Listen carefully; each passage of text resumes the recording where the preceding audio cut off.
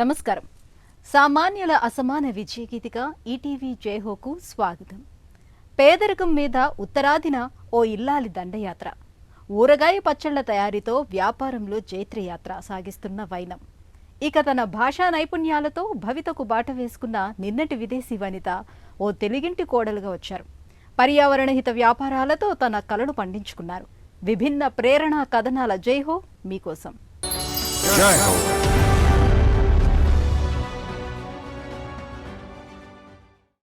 భర్త ఉద్యోగం పోయింది, వ్యాపారంతో ఉన్న ఆస్తి కరిగిపోయింది.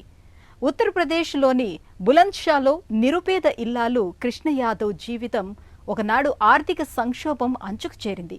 అయినా ఆమె బెదరలేదు, ఆ ఆత్మస్థైర్యం చెదరలేదు. కట్టుబట్టలతో ఢిల్లీకి వలస వెళ్లారు. తెలివితేటలే పెట్టుబడిగా ఊరగాయల వ్యాపారం ఆరంభించారు. క్రమంగా సంపన్నురాలై నవజీవన గాథ రాశారు.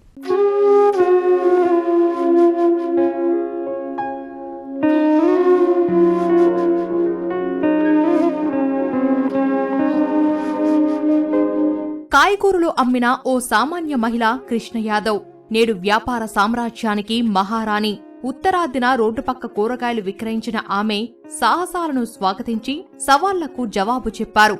పరిస్థితులకు అనుగుణంగా తనని తాను తీర్చిదిద్దుకున్నారు, విజేతగా మారారు. కూరగాయలను వృధాగా పారవేయకుండా వాటితో ఊరగాయ పచ్చళ్లు చేసి సిరులు పండించుకుంటున్నారు.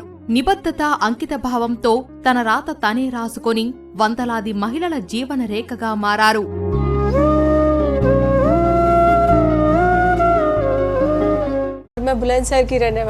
మాది బులంద్షా. 4 ఏళ్ల నుంచి ఇక్కడ ఒక ఊరగాయ పచ్చళ్ల దుకాణం నడుపుతున్నాను. తొలుత మా వారేదో వ్యాపారం చేశారు, నేను ఇంటికే పరిమితమయ్యాను. ఆయన ఉద్యోగం పోవడంతో వ్యాపారం చేశారు.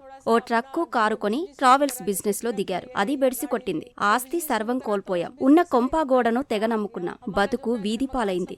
అప్పుడు నేను మన కష్టాన్ని చూసి జనం జాలితో ఏవేవో అడుగుతుంటారు. వేటికి జవాబు ఇచ్చే పనిలేదు. ముందు మనం ఇక్కడి నుంచి వెళ్లిపోవాలని మా వారితో అన్నాను. ఢిల్లీ బయలుదేరే ముందు బులంద్షాలో అప్పు చేసి 500 తెచ్చి ఆయన చేతిలో పెట్టాను. 500 రూపాయలు ఉధార్ లేకే దియే मैंने जब दिल्ली आए. కృష్ణ ఉత్తరప్రదేశ్లోని దౌలత్పూర్లో పుట్టారు.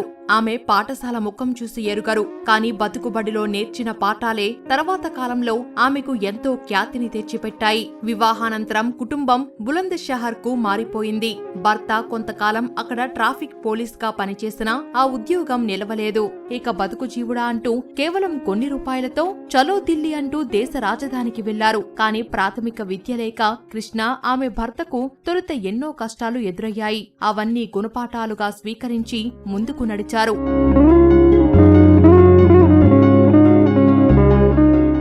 हम बुलंदशहर के रहने वाले हैं. बुलंदशहर में నేను గోవర్ధన్ సింగ్. స్వస్థలం బులంద్షా. ఏం మిగిలింది మాకు? ఉన్న కొద్దిపాటి భూమి అవసరాలకు సరిపోలేదు. అప్పుడు నా భార్య కృష్ణ ఓ ప్రతిపాదన నా ముందుంచింది. మనం మరో చోటికి వెళ్లిపోదాం, భూమిని కౌలుకు తీసుకుని కూరగాయలు పండిద్దాం, వచ్చిన ఆదాయంతో పిల్లల్ని చదివిద్దామంటూ నన్ను ఒప్పించింది. నేను అంగీకరించాను. 500 రూపాయలు అప్పు తీసుకుని ఢిల్లీ వెళ్లాం. కూరగాయలు పండించాం. తర్వాత క్యారేజ్, క్యాబేజీ, ముల్లంగి లాంటివి పండించాం. మేము జీవించటమే కాక మరికొందరికి పని కల్పించాం. గాజర్, గోబీ, మూలి, శల్గం ఏ చీజ్ ఉగాలి. తర్వాత కొంత పొలాన్ని పంటను చెరిసగం పంచుకునే పద్ధతిపై లీజు తీసుకున్నారు. అయితే మార్కెట్లో ధరల హెచ్చుతగ్గులు లాభాలను బాగా తగ్గించాయి. పంట కోతల తర్వాత మిగిలిపోయిన పంట ఉత్పత్తులకు మరింత విలువను జోడించవచ్చన్న ఓ టీవీ కథనం కృష్ణను ఆకట్టుకుంది. ఆ ప్రేరణతో బతుకు మార్చుకోవాలని కృష్ణ నిశ్చయించారు. दूरदर्शन का एक प्रोग्राम आता था किसान भाइयों के लिए. ఓ రోజు టీవీలో పండ్లు కూరగాయల శుద్ధి కార్యక్రమం వచ్చింది. అది నా భార్య కృష్ణకు స్ఫూర్తినిచ్చింది. తన అమ్మమ్మ పెట్టే క్యారెట్ ఊరగాయను జ్ఞాపకం చేసుకుంది. ఒట్టి క్యారెట్, క్యాలీఫ్లవర్ పంటలతో లాభం లేదనిపించి ఢిల్లీలో నజాఫ్గఢ్ కృషి విజ్ఞాన కేంద్రాన్ని సంప్రదించాం. కేంద్ర డైరెక్టరు మా వ్యవసాయ క్షేత్రాన్ని చూశారు. క్యారెట్, క్యాలీఫ్లవర్, ఉసిరికాయలతో ఊరగాయ పచ్చల తయారీని నేర్పారు. నేను ఓ సైకిల్ పై 5 కిలోగ్రాముల ఊరగాయ పెట్టెలు పెట్టి నజాఫ్గఢ్ మార్కెట్ లో ఓ పచ్చల దుకాణానికి వెళ్లాను. लेके गए अचारों की दुकान पे. కృష్ణ ఢిల్లీ కృషి విజ్ఞాన కేంద్రంలో చేరి ఊరగాయ పచ్చళ్లు, అల్లం మురబ్బా తయారీలో శిక్షణ పొందారు. తనకి ఉన్న స్వల్ప పరిజ్ఞానంతోనే మార్కెట్ ను అంచనా వేశారు. కాని అయితే పచ్చళ్ల వ్యాపారంలోనూ కొన్ని సవాళ్లు ఎదురయ్యాయి. చలివేంద్రంలో పచ్చళ్ల శాంపిల్స్ అందించాలన్న ఆలోచనే ఆమె వ్యాపార విజయ రహస్యం కావచ్చు.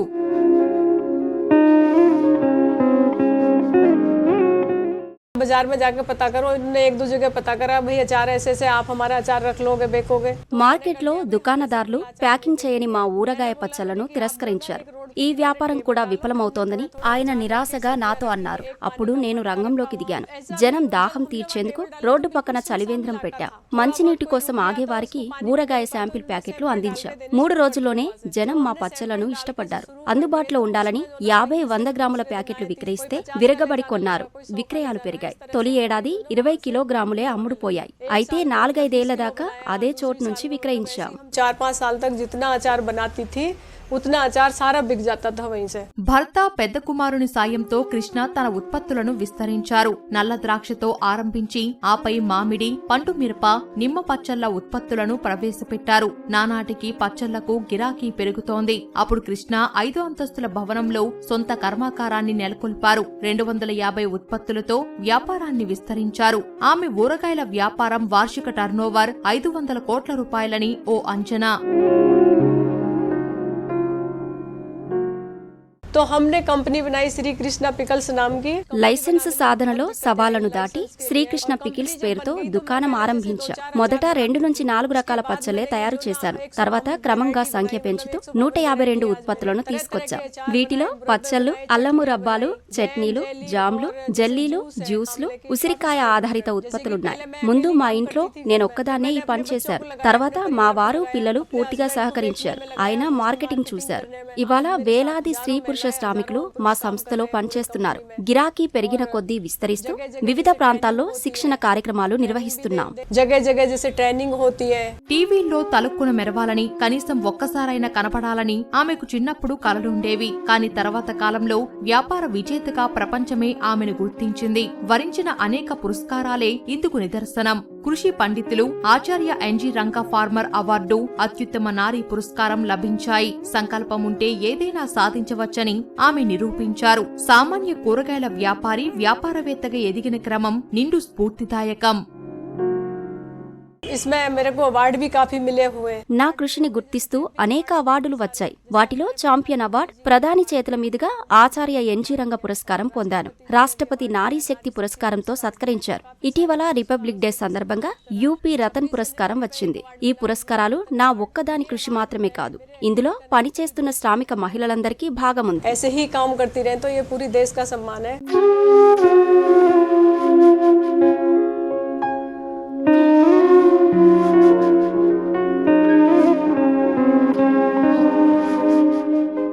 ఆ ప్రేమ కథకు 25 ఏళ్లు.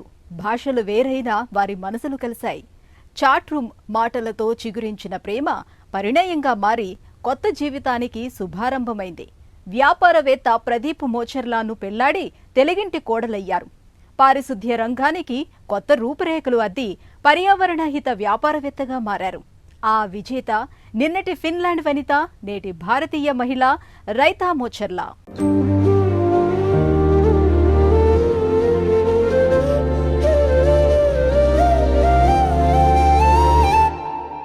తెలుగు భాష నేర్చే క్రమంలో ఆమె అతడి జీవనజ్యోతి అయింది. అంతర్జాలంలో అంకురించిన ప్రేమ సరాగాలే వారి జీవన రాగమైంది. అక్కడ అమ్మాయిది ఫిన్లాండ్, ఇక్కడ అబ్బాయిది హైదరాబాద్ దక్కన్. ఆమె రైతా, అతడు ప్రదీప్ మోచెర్లా. 2005లో వీరు వివాహ బంధంతో ఒక్కటయ్యారు. 7 భాషలు నేర్చిన నాటి విదేశీ వనిత నేడు భారతీయ మహిళగా అనేక రంగాల్లో రాణిస్తూ రైతా ఓ గెలుపు పాఠమయ్యారు.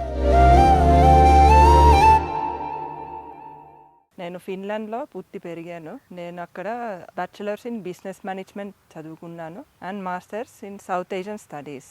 నాకు 14 సంవత్సరాలు ఉన్నప్పుడు నేను ఫిన్లాండ్లో స్కూల్ వెళ్తున్నాను. అక్కడ మేము ఇంగ్లీష్ ఫారెన్ లాంగ్వేజ్ లాగా చదువుకుంటాము. నేను ఒక రోజు ఆ యాహూ చాట్ అన్న దాంట్లోకి వెళ్ళాను. 1997లో అయితే యాహూ చాట్ ఓన్లీ టైపింగ్ ఉండేది. నేను అప్పుడప్పుడు చాటింగ్ చేసేదాన్ని. ఒక రోజు ఇలా మనిషితో చాటింగ్ చేస్తే చాలా వేరే అనిపించారు. అంటే ఎవరిలో డెప్త్ ఉంటుందో, ఎవరిలో ఏముంటుందో కొంచెం ఐడియా వచ్చింది నాకు. సో ఈ మనిషి చాలా స్పెషల్ అని అనిపించింది. సో అలా ఆ మనిషి ఇప్పుడు నా హస్బెండ్ అయిపోయారు, ప్రదీప్. భారతీయ సంస్కృతిని ప్రేమించిన రైతా తీయని తెలుగు భాషను ధారాళంగా మాట్లాడసాగారు. ఇక్కడి ఆచార వ్యవహారాల్ని అనుసరించడంతో భర్త ప్రదీప్తో ఆమె అనుబంధం మరింత బలపడింది. చుట్టూ ఉన్న సమాజంలో బంధాలు పటిష్టమయ్యాయి. రైతా హైదరాబాద్లో కొన్ని చిన్న మధ్యతరహా పరిశ్రమల సహ యజమాని అయ్యారు. ఆమె యూకేలోని రాబర్ట్ గోర్డాన్ విశ్వవిద్యాలయం నుంచి బిజినెస్ మేనేజ్మెంట్లో డిగ్రీ చేశారు. తర్వాత హెల్సింకి విశ్వవిద్యాలయం నుంచి దక్షిణాసియా అధ్యయనాలలో ఎంఏ పూర్తయింది. తొలిసారి తెలుగు భాషను విన్నంతనే నేర్చుకోవాలని భావించారు. యూనివర్సిటీలో 2 పుస్తకాలు ఆమెకు లభ్యమయ్యాయి. రైతాకు Finnish, English, Telugu, Hindi, Russian, German, Swedish భాషల్లో ప్రావీణ్యం ఉంది. భాషా నైపుణ్యాలతో వ్యాపార బంధాలను సుస్థిరం చేసుకున్నారు. మా ఆయన ఒక చిన్న పుస్తకం తెచ్చారు అని దాంట్లో కూడా ఇన్ డెప్త్ మెటీరియల్ లేదు. ఆ తర్వాత నాకు లక్కీగా ఫిన్లాండ్లో ఉన్న ఒక తెలుగు పుస్తకం దొరికింది. హెల్సింకిలో యూనివర్సిటీలో సౌత్ ఏషియన్ స్టడీస్ అని డిపార్ట్మెంట్ ఉండేది. అక్కడ నేను ఆ ప్రొఫెసర్ని అడిగితే ఆయన చెప్పారు, నాకు ఒక పుస్తకం వచ్చింది, ఇలా గ్రామర్ బుక్ ఉంది, ఒక ఎక్సర్సైజ్ బుక్ ఉంది, నీకు కావాలంటే ఆ పుస్తకాలు తీసుకుని నువ్వు నేర్చుకోవచ్చు. సో అలా నాకు చాలా లక్కీగా ఆ 2 బుక్లు దొరికాయి. అవి చదివి నేను గ్రామర్ అంతా నేర్చుకున్నాను. మళ్ళీ ఇక్కడికి షిఫ్ట్ అయిపోయిన తర్వాత అందరితో మాట్లాడుతూ ఇంకా నేర్చుకున్నాను. మొత్తం ఒక 7 భాషలు వచ్చు. రైతా, ప్రదీప్ దంపతులు యూకే నుంచి 2009లో భారత్కు వచ్చేశారు. హైదరాబాద్ శివార్లలోని గిర్మాపూర్లో స్థిరపడ్డారు. అక్కడ 15 ఎకరాల భూమిని ఆహార ఉద్యానవనంగా మార్చి గోవర్ధన్ ఫార్మ్ అనే పేరు పెట్టారు. మేము ఇక్కడ చేసే వ్యవసాయం అంతా మా ఆయన మొదలు పెట్టారు. ఇప్పుడు మనం బయట కొనే కాయగూరలు కానీ బియ్యం కానీ కెమికల్స్ వేసారో మనకి తెలియదు. మనం అలాంటి ఆహారం తింటే మనకి హెల్త్ కూడా ఎఫెక్ట్ అయిపోతుందని అనుకున్నారు. సో అందుకు మన పొలంలో మనకి కూరగాయలు, వరి అన్ని పండించుకుంటే ఆహారం బాగుంది, ఆరోగ్యానికి ఏం హానికరమైన పదార్థాలు లేవని వ్యవసాయం చేయాలని డిసైడ్ చేశారు. ఇప్పుడు మా ఓన్ బ్రౌన్ రైస్ ఉంది, కాయగూరలు కూడా కొన్ని ఉంటాయి.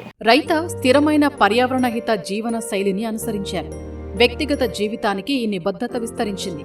గిర్మాపూర్లో రైతా దంపతులు ఉక్కు, కాంక్రీటు లేకుండా అచ్చంగా చెక్క, టెర్రకోటా టైల్స్, మట్టి ఇటుకలు తదితర వస్తువులతో సంప్రదాయబద్ధమైన ఇల్లు నిర్మించుకున్నారు. నాకు మా ఆయనకు పరిచయం అయినప్పటి నుంచి ఇలా ఈకో ఫ్రెండ్లీగా ఉండాలని మా ఇద్దరికి కోరిక ఉండేది. అందుకు మేము ఈకో ఫ్రెండ్లీ ఇల్లు కూడా కట్టుకున్నాం. మెటీరియల్ అంతా ఇటుకలు, రాళ్ళు, ఇవన్నీ మా ఇంటి దగ్గర దొరికే ఇటుకలు, రాళ్ళు వాడాము. బండలు తండూర్ స్టోన్ వాడాము. ఏది కూడా దూరం నుంచి తెప్పించుకోలేదు. అండ్ ఇంకా ఇంటి డిజైన్ లో చాలా ఫీచర్స్ ఉన్నాయి. అంటే ఈ గోడలు చాలా లావుగా ఉన్నాయి. ఆ గోడలోనే చలి ఉండిపోతుంది. ఇక్కడ ఏసీలు వాడే అవసరం లేదు. ఇంకా ఇక్కడ రూమ్ హైట్ ని చూస్తే అది కూడా చాలా హైగా ఉంది. దాని వల్ల ఏమో ఈ వేడి గాలి అంతా పైకి వెళ్తుంది, పైనుంచి బయటికి వెళ్తుంది. సంప్రదాయబద్ధమైన ఇల్లు నిర్మించటమే కాదు, ఆ ఇంటికి స్వీడన్ సాంకేతికతతో మురుగునీటి శుద్ధి వ్యవస్థను ఏర్పాటు చేశారు. మన దేశ పరిస్థితులకు అనుగుణంగా రూపొందించారు. ఇంటి బయట ఒక షెడ్డులో ఆక్వాట్రాన్ యంత్రాన్ని ఏర్పాటు చేశారు. ఈ సాంకేతిక ఆవిష్కారం మనిషి వ్యర్థాల నుంచి ఉత్పత్తి అయ్యే ప్రమాదకర ఉద్గారాన్ని వేరు చేస్తుంది. రైతా, ప్రదీప్లు 6 నెలలు శోధించి ఈ వ్యవస్థను నెలకొల్పారు. 2012లో తమ ఇంటిలో ఏర్పాటు చేసుకున్నారు.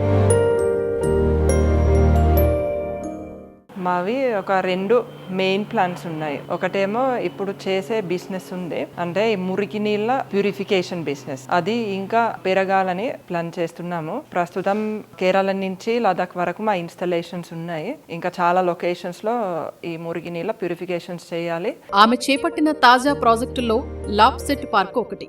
హైదరాబాద్లో 2 ఎకరాల విస్తీర్ణంలో ఏర్పాటవుతోంది. అచ్చంగా కుటుంబ సభ్యుల వినోద, వికాస ప్రయోజనాల కోసం ఉద్దేశించిన ప్రాజెక్టు. చిన్నారులు ప్రతి నిమిషం మొబైల్ ఫోన్లకు అతుక్కొని పోతున్నారు.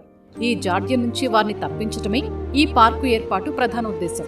భారతీయ పౌరాణిక ఇతివృత్తాల స్ఫూర్తితో వారిని శారీరక శ్రమ కలిగించే వ్యాయామాల్ని రూపొందించారు. ఇక్కడ పూర్తిగా ఫిన్లాండ్ సాంకేతిక పరిజ్ఞానంతో తయారయ్యే పరికరాల్ని నెలకొల్పుతున్నారు. పిల్లల నుంచి పెద్దల దాకా అందరినీ అలరించే ఉద్యానవనం ఇది. ఇంకొక బిజినెస్ ఏమిటంటే అది ఇప్పుడు కొత్తగా మొదలు పెట్టాము, ప్లే పార్క్స్. ఈ రోజుల్లో పిల్లలందరూ ఈ మొబైల్ ఫోన్స్ మీద, స్క్రీన్స్ మీద అతుక్కుని ఉంటారు. అని అలా కాకుండా మంచి ఇన్స్పిరేషనల్ ప్లే గ్రౌండ్స్ తయారు చేయాలని మేము ఒక ఫిన్లాండ్ కంపెనీతో ప్లాన్ చేస్తున్నాము. రైతా విజయవంతమైన వ్యాపారవేత్తగా మారిపోయారు. తను వేగంగా అభివృద్ధి చెందుతోన్న స్థిరమైన మురుగునీటి శుద్ధి సంస్థను స్థాపించారు. స్వచ్ఛ భారత్ విభాగంలో ప్రత్యేక మొదటి బహుమతి సాధించటం విశేషం. మాకు ఈ సూయిట్స్ ట్రీట్మెంట్ టెక్నాలజీ గురించి ఒక గవర్నమెంట్ అవార్డు వచ్చింది. అది 2017లో మన ministry of drinking water and sanitation వాళ్ళు ఒక కాంపిటీషన్ పెట్టారు. దాంట్లో ఇంకొక 300 మంది కూడా ఎంటర్ అయిపోయారు. మాకు ఫస్ట్ ప్రైజ్ వచ్చింది.